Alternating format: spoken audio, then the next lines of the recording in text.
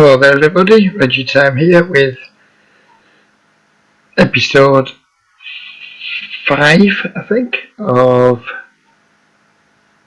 Understanding Nanostakes, and this time we're playing on Pokerstars. Now many of you who are familiar with my work will be aware that I'm not that fond of Pokerstars, but I do know that lots and lots and lots of people are, and if I want to reach out to people I need to be at least sometimes playing in the games in which they're playing. So here we are, we're playing some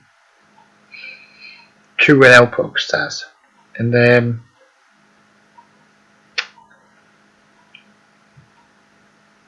me just think what I'm doing here with this jacket. Yeah, I think we're going to double barrel here, and this doesn't make much sense. Where would you donk the 3?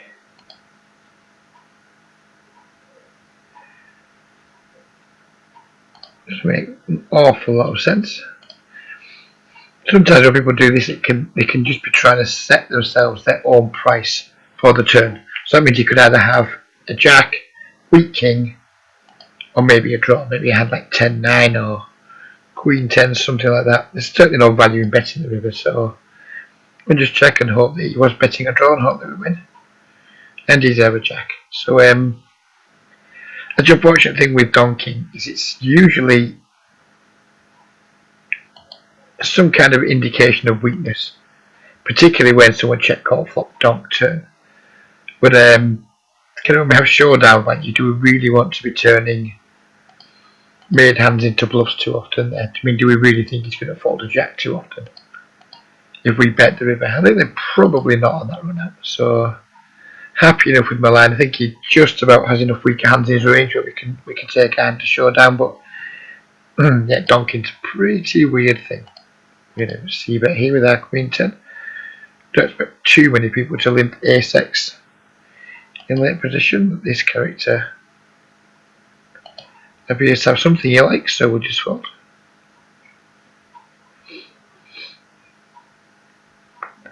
I'm not going to defend the queen 10 versus middle position. We are going to 3-bet the ace jack for value against the cutoff. And I mean for value because, I mean, obviously he can absolutely have better hands than us here, and he can call or 4-bet with better hands. But I would expect at 2NL lots and lots of people to be flatting out of position. King jack suited, queen jack suited, jack 10 suited, ace 10 suited, king queen, lots and lots and lots of very playable worse hands. Some pocket pairs that we have decent equity and position against. So I think ace jack is a value bet there. It's hard to say without reads. I mean, the better our opponent is, the lesser a value bet ace jack becomes. But generally speaking, I think I'm going to be, when I'm playing the Nanostakes, I'm going to be 3-betting 2 high cards of value a lot of the time, and biggish pairs. I'm going to have a very depolarised 3-betting range, which means we're going to have very few bluffs in our 3-betting range and just wide for value. That's broadly speaking, that's what depolarised means. It just means 3-betting a wider than usual value range. There's more to it than that, but for those of you who aren't really aware what the difference between depolarised and a polarised range is, without going too much into detail whilst I'm trying to play, a polarised range would be, for example, extreme example of a polarised range would be you 3-bet aces, kings, queens, ace, king, and then 7-2 off, 8-3 off, a few other things like that. And the polarised range would be none of the weakest hand at all, and just an awful lot of aces, kings, queens, 10s, jacks, 9s, then ace, king, ace, queen, ace, jack, king, queen, something like that. You know, the kind of thing. That's not exact, but it's the kind of, that's the difference between a polarised and depolarised range. If you see people talking about it and you don't know what it means, that's what it means. And typically people tend to 3-bet much more of a quite narrow depolarised range in the lowest patch of the Nanostakes, maybe up to at least 25 and 0 on the softer sites, maybe not on Pokerstars. I'm not experienced enough at 25 and 0 Pokerstars to talk about that. But a lot of sites I usually play, which is like 888, so 888 and Sky and Unibet, most regulars below 15L are using a depolarized 3-betting strategy most of the time. And we're not going to call this called 4-bet here, it would be horrendous. Ace Jack's a pretty nice hand, but we're just behind to a lot of his range that he's doing this with. So, pretty easy fold.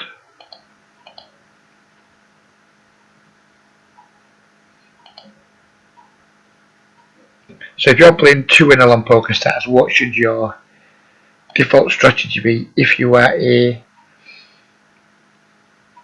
inexperienced player or a player that's not yet established himself as a winning player? What should your default strategy be?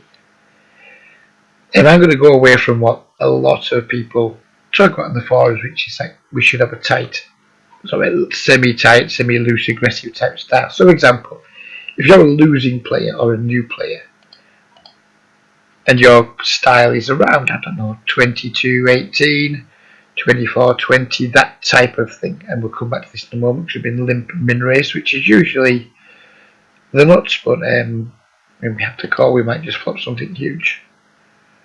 We do not, so we'll just be folding when he pots it here, or when he goes all in. Because again, back to what I think the best strategy is for losing and inexperienced players. I like to play much tighter than you will see a lot of the advice be on forums. And we'll get back to this again because now we've just flopped the nuts. So we'll be looking to check raise on this board. We get raised.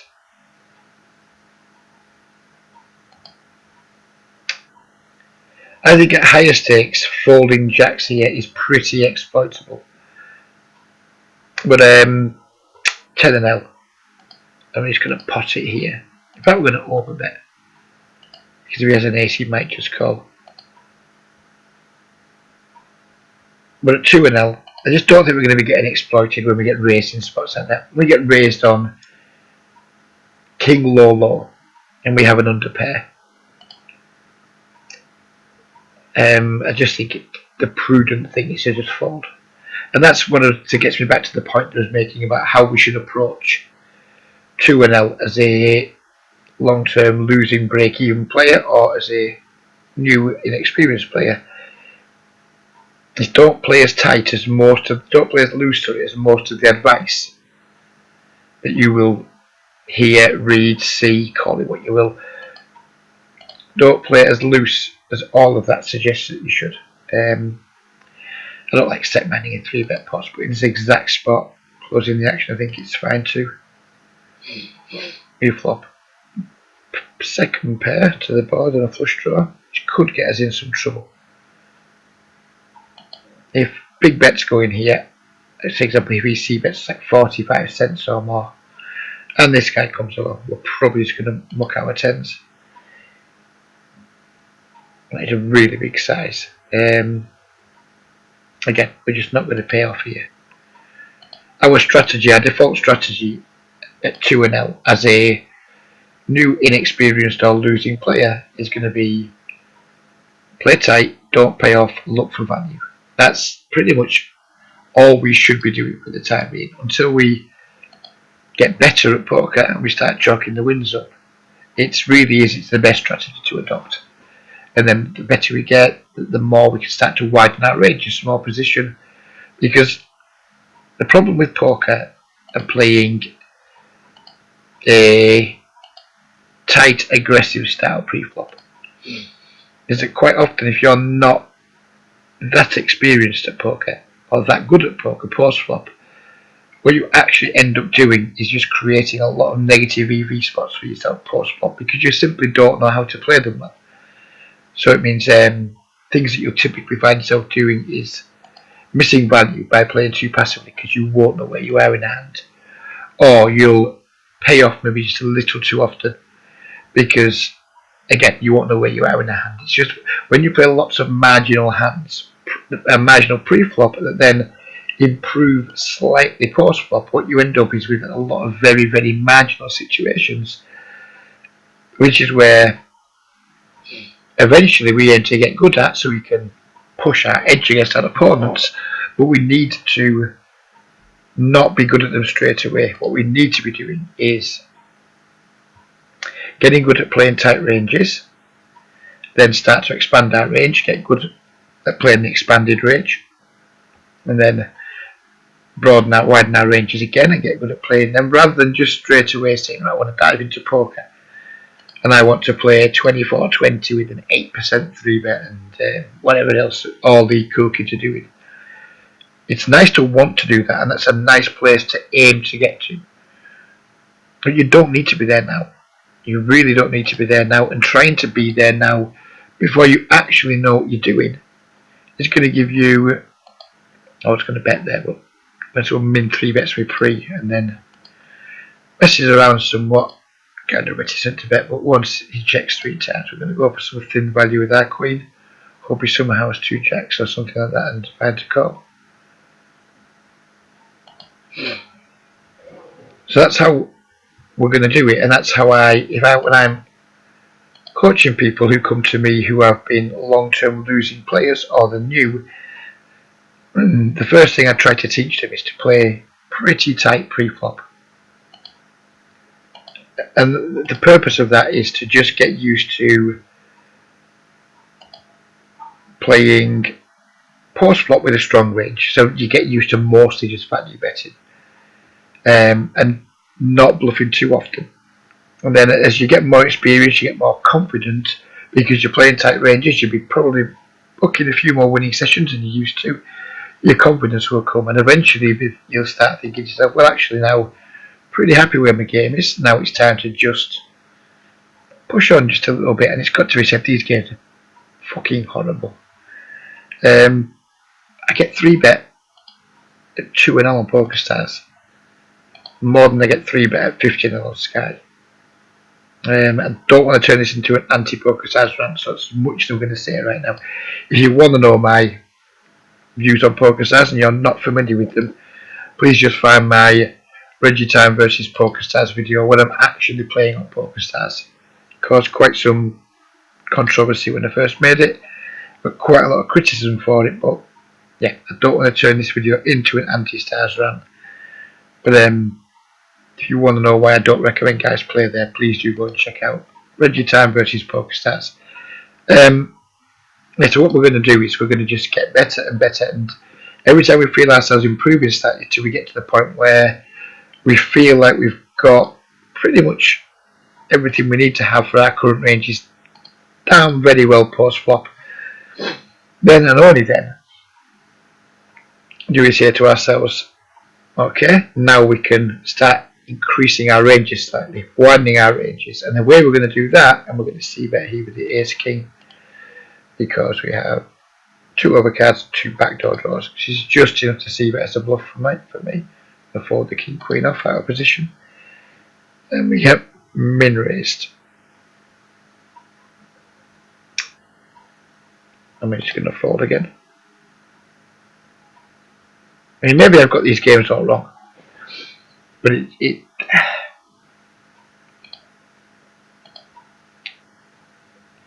but you just don't get an easy ride, do you? You do not get an easy ride. Which is fine, we shouldn't be expecting an easy ride, but the key principle of poker is to find bad players and beat them. That's the core principle of poker. There's nothing much more to it than that. And these Pokerstars games, they are pretty aggressive. And this is part of the problem for new, inexperienced players. Players like myself, I don't like it, but I'm fine handling these situations. But I'm going to raise our attempt to some very, very thin value here. And it is very thin. But it's when he bets 2 cents on the turn. Never a hard time thinking he's going to be doing that for value with the better hand. Maybe he is. But he wasn't. Yep, so where was I? Yeah, for someone like myself, and for a lot of like winning players, they're familiar with these sort of games. They're familiar with handling aggression, and they typically know what it means, which is usually people betting and raising for value. Now the trick is to learn who the guys who are only raising for like fat value and calling with the rest of the range versus the guys who are raising for thin value, or maybe even just raising with hands you probably shouldn't be raising with. So that just sounds like top pair or better. Top pair or worse. They're just raising because they've hit and they're just bad. The problem with figuring out who those guys are, unless you get to a lot of showdowns, which sometimes they make quite expensive, it's hard to figure out what they're doing. So you kind of need to run well in terms of having hands with showdown value to get reads on people. But if you're an inexperienced player and you're just regularly playing in games where you're getting raised left and right, usually by lots of different players, but it can just feel like the whole game is pushing you around, it's very easy just to make lots of mistakes, pay off too easily, just lose your mind and you just like, wow, I'm all in, I've had enough of this sort of thing. And then just lose your mind a little bit, particularly when the actual amounts of money you're playing for the most part, are absolutely irrelevant to you. I mean, I'd imagine most people watching this video couldn't give too much of a shit if they win or lose at 2-0 in terms of the actual amount of money it costs them when you lose or win. So it's very easy to just give in to your frustrations. And then I normally open 9-8 suited, but it's not what I recommend new and losing players to do, so therefore I'm not going to do it in this video. I'm going to try and stick to the ranges that I use with the kind of player this video is targeted at. So 8-9 suited is a pretty decent hand to open when you're playing well post flop, or if you're in games that you have a significant edge in. But as most people watching this video won't have a significant edge in their games, don't feel remotely bad about not opening it. We can start opening hands at 9-8 suited from the cutoff, which is one before the button, and not really very often before the cutoff. Jack 4 suited would normally be a hand that I would open, but we don't need to be opening it right now. The purposes of what we're trying to achieve with this video. Again, A7 would be another hand we could definitely open middle position, but again, I'm not going to keep talking about it, but all the marginal hands that you see me folding could be hands that you might well want to open once you develop decent edge in the games you're playing in, or a decent level of post-flop competency. Until we're competent post-flop, there's not a great deal of point in opening the toolbox pre-flop. And double barrel here with our picked up some extra outs with the 4, hoping our queen or a club or a 4 will be good. Then we river the third nut, so we can definitely go for some value here. Hopefully get called by 2 pair or a straight. This is pretty horrible because we're almost certainly beat by the nuts here. But we have to call 15. We cannot possibly fold, which is very, very likely he has a flush. He doesn't. He actually has a straight, so good for us. Good for us. But as you can see, he was still doing it for value, and that's kind of my point. The point being that when we get min raced on the river, it's nearly always a value hand. When we had a hand like this third nut flush, we kind of have to call because I think that can be happening. People can have worse flushes. People can be doing with straights or sets or something. But when you're getting raised on the river in microstakes poker, unless you have a very strong read that your opponent is very capable of bluffing rivers in the face of being bet into. Yeah, people will bluff rivers if you check to them and induce it. It's very rare you'll find players at 2-0, 5-0, 10-0, etc. Raising rivers when you bet into them and they raise. So typically we face a river raise at 2-0, 5-0, and we don't have a nutted hand, and I class like the third nuts as a nutted hand. Usually it's prudent to fold, and that might feel like you're playing too tight sometimes, but I mean, I've played enough hands and I've called enough river raises to see that nearly always, the very, I wouldn't like to put a number on it, but the vast majority of the time, when people are raising rivers, it's usually with a hand that they like and they're doing it for value. So if you look at your hand, if you can't beat a decent portion of a reasonable value range, you should usually be looking to fold. And if that makes you exploitable, well then, if somebody does start exploiting you with it, you'll soon find out because they'll be raising too often. If the same guy keeps raising you on the river, yeah, maybe at some point you might need to look him up and just see exactly what the hell's going on. We're going to float here with our good shot on 2 over cards.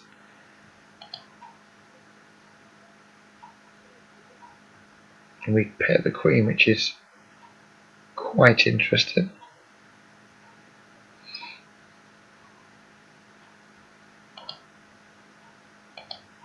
We could consider raising here, because if we think we're going to pay off on river bricks, let's say we think we're going to pay off, say, a 26-cent river bet on a river brick, we can consider just putting, say, an extra 24 cents on this now, which would be what, 42. Then if he does 3 bets, we have a very, very, very easy fold. If we're going to call the river anyway, and he just has some kind of like draw with his range, or who knows, some kind of worse made hand that might go for thin value on the river. Basically, the point I'm making is, if we're going to call the river there, sometimes it's just better to raise the turn, because then we get value when we move front, we get value from draws, and if we're going to pay off on the river anyway, at least this way we do get value from the hands we're beating more often too. That's a play that might not go down well with some of the players watching the video, but it's not that hard to click raise sometimes. We've turned a pair, he might just be barreling equity there that we can get some value from. If he's just barreling with a weakish flush draw, or just he's picked up a pair or like a lower pair in a good shot. There's lots and lots of worse hands that you can have that does that and also cause a bet that doesn't always make a bet on the river. So this way we always make sure that we get an extra bet in when we're ahead, and it doesn't really cost us anymore the times that we're behind, because we're kind of raising the amount that we would pay to see a showdown, if that makes sense. So that's a nice way to keep your opponents off balance. Don't go do it too often, and don't go making the raises too big, because if we get 3 bet there, we're probably just going to fold. I think it's definitely a spot where we can absolutely get called by worse hands. And if we get someone to fold some equity, then even better. Well, not even better, it's better to call with equity and lose, but it's good if we make somebody fold. Oh, I didn't see bet here versus this stack size. I am going to now go for delayed see bet though. We're not going to try and bluff this, or we weren't going to try and bluff this kind of river. But now it's come a king, and he hasn't really demonstrated at all he's got a strong hand here. I'm going to bluff, and I'll explain why I'm bluffing in a moment. We'll go back and we'll just talk about why I bluff there, so we'll just sit out next hand on both. I think it's important, because bluffing, people don't bluff very often in poker, but we need to know when it's a good time to bluff. Excuse me. So let's just play that hand back. We had 10-7. We raised from the cutoff, which is, hang on, I was sitting up next hand. We are now. So we raised 10-7. We need to go back a little bit, don't we? That's not how we go back. I'm screwing this up. Here we go. So we raise a 10-7, we get called from a short stack guy in the small blind. We don't see bet the flop because we don't expect him to fold ace high very often. We don't expect him to fold pocket pairs very often. So when the turn comes, he checks again. We can then start thinking, well, he maybe doesn't have too many pocket pairs, because pocket pairs most likely would have bet this turn card when we didn't bet the flop. So therefore now we think he has an ace high, king high, queen high, just generally 2 cards that aren't paired. And we'd like him to fold a lot of them because we've just got 10 high. So we make a bluff and he calls. And then the river comes a king. It also brings the flush, but he checked really quickly. So it's very unlikely he's got a flush, because at least if he had a flush, you would imagine he would at least pause and consider his options. But he didn't do that, he just checked very quickly. So we can just give up here and lose to who knows what.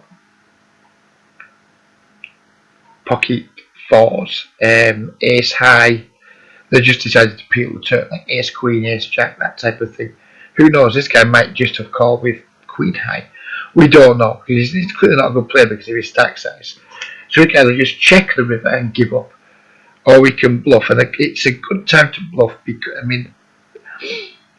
good times to bluff in poker is when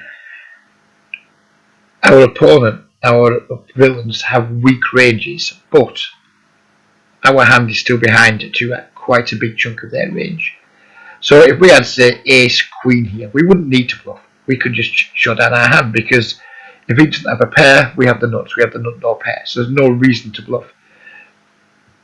When we have queen high, there's a bit more reason to bluff, because say we had queen jack here, we don't lose all his ace size, but again we beat everything else he's got that isn't a pair. But when we start getting down to 10 high, and he can have jack high, queen high, king high, sorry, jack high, queen high, ace high, as a pocket pairs, but he's played really passively, so he doesn't like his hand very much. That's usually a good time to bluff. So just to recap that, a good time to bluff is when our opponent's range is pretty weak, but our hand is still behind to significant parts of that range. That's usually a good time to bluff. If I thought he had a pair here, very often, particularly like a pair of sevens, 8x or better, I would not have made that move because I wouldn't expect him to fold it. The reason for that bluff there is to get him to fold pairs, kind of worse than pocket sevens, maybe pocket sevens as well, and ace highs and some queen highs. That is the sole purpose of that bluff. So that's when I tend to do my bluffing in poker, is when my opponent's range is weak, but I still don't think I beat it. So we've got a few minutes left. We'll just play and try and find one more interesting hand before we end. Sometimes it's the small pots that can sometimes be the most interesting and lead to the most, well, not to the most, but some tough decisions that because, excuse me while I take a drink.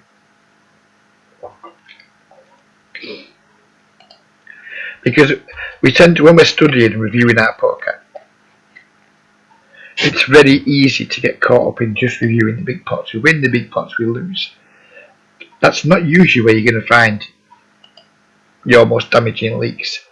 You're usually going to find your most damaging leaks in the smaller pots, where you call too much, or where you don't value bet thinly enough, or where you don't find some good spots to try and bluff. That's usually the medium-sized pots, the 10 to 15 to 20 blind pots, the kind of pots where no one's got much. People just have little bits and pieces of things that they're either going to pay off with or they're going to fold, depending on what it is you want them to do. Those are the small. Those are usually the pots where people's win rates go down the toilet. It's not the aces versus kings and the kings versus aces. We typically play them pretty much as well as each other. It's the pots where you have second pair good kicker and you check back the river, despite the fact you think you're good. You're like, I think about the best hand here, but just to be safe, I'm going to check back because I don't want to get raised. Or you think your opponent's got a weak range, but you don't trust them to fold. So you're like, oh no, I can't bluff here, people never fold. And then you don't pull the trigger on a plus EV bluff. Those are the spots that are usually going to kill your win rate. Not, could I have folded my king's pre? Should I have not have 4-bet my ace king versus this maniac? Those typically aren't the spots that cost you the most money. It's the small, regular mistakes that you make, not the large, irregular mistakes.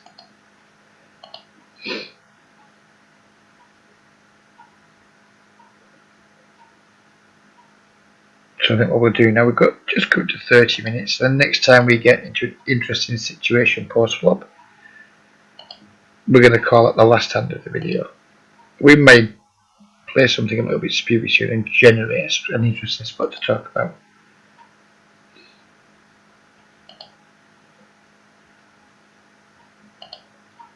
It's always nice to end the video on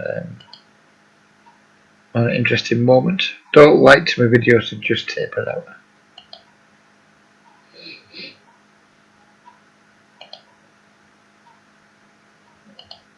Try and spike a set with our 2 6s. It'd be really nice to spike a set if we get to go multi-way.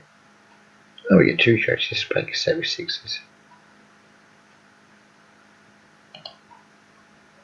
We miss on this table, which is unfortunate. Let's see if we can't hit on this one. So here we are. We have 2 6s here. His range, and we don't know because we don't know the player, but his range for checking is usually going to be something worse than a pair of kings. It could either be something like ace jack, queen jack type hand, looking to just, we don't just flop. We don't just flop sets, we flop quads. So we'll go back and we will make this quad 6s the last time, so hopefully something interesting will happen. But to go back to the 6s on this board, when he checks the king XX pretty dry, king jack X dry, he's either got a weakish made hand, which we can try and take him off, or he's just going to have 2 high cards that haven't hit the bottom, like 10-9 or something similar, or ace queen or something like that. That's just trying to just see a cheap turn card. So it's nice just to make him fold his equity share, which is why I bet the 6s. As a bluff against some weaker made hands and to make him fold equity. We're going to raise here. I think we're just going to have to, he's going to have a value hand a lot, so we're just going to put a very small 3-bet in here. I just fold. That's unfortunate. And we're going to talk about why I think it's very tempting to slow play there, and we're going to end on reviewing that hand because I know a lot of people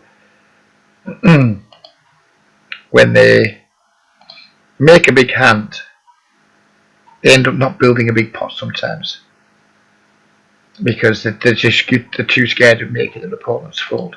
So let's just see what's happened here. We've obviously flopped quads, which is really nice, but it's hard to get paid with quads. When you have quads, what can anybody else have? I mean, I guess we're just hoping somebody has like pocket 10s, pocket jacks, something like that, and makes a bet. So we check to this character, hope he just takes a stab at the pot, and the intention on the flop was to just check call. But it didn't work, so then we bet the turn. He raises us 3x. What we're really hoping is happening here is he's turned a full house with 5s, or he's slow playing a flopped full house with 8s, or maybe he has 7-9. They just had a straight, or 7-4. So we kind of, when he raises, like we talked about earlier, when the guy raises over here with the jack queen, or whatever it was, he had the straight. We're hoping he's doing it for value and not as a bluff. I mean, it's not a spot you typically find people bluffing. I mean, he may just have raised with 2 9s here, or folded 2 3-bet or something, who knows. But that seems unlikely because 2 9s probably would have bet the flop when it gets checked to them. So usually we're just going to assume this guy's raising. Now we know he can't have a 6, so we're kind of hoping he's going to have a full house. But we don't, if we just call here, let's say we just call, then there's, oops, let me just take that back one little bit. There we go. So if we call here, that's going to lead, that's going to put maybe 24, 89, 94 cents in the pot. But we're still going to have 171 we're going to cram into the pot on the river. But if we make it 66 like we did and he calls, that leaves us with, let me just try and do this slowly so we can do this. We make it 66 and just say he was to call. So we put another 30 cents into this pot. There'll be 153 in the pot. We only have 137 left, which would allow us to shove the river for value and make sure all the money goes in against his, like, who knows, 8x, pocket 5s, who knows what else. Maybe he just really silly, he's going to stack up with 10s. But we need to manage the size of the pot basically, which is why I went for the very small 3-bet. If he has any kind of value hand here, he's not going to fold it 30 cents more. He really isn't. So it looks like he was just bluffing, unfortunately. So we missed a chance to bluff catch him on the river. But we got quads. We don't want to be looking to bluff catch. We want to be looking to value bet. So that's why I played the hand the way I did. It didn't work out, but never mind. I'm not disappointed at all. I'm disappointed we didn't make more money, but I'm not disappointed with my line because I think my line was fine. based on the assumption that most people are raising post-flop for value in these games. So there we go, that's the end of that. We've been going for 35 minutes, which is a bit longer than usual. But if you've made it this far, I do hope it means you enjoyed it. Please do keep a lookout for my videos. I'm trying to make at least 2, hopefully 3 videos per week, all Nanostakes for the whole of the winter across various sites. So if you have liked the video, please do subscribe because there's going to be plenty of content coming. But for now, we're going to call it a night, and yeah, wish you all luck for your grind in the next few days, and we'll be back with another video very soon indeed. Bye bye for now.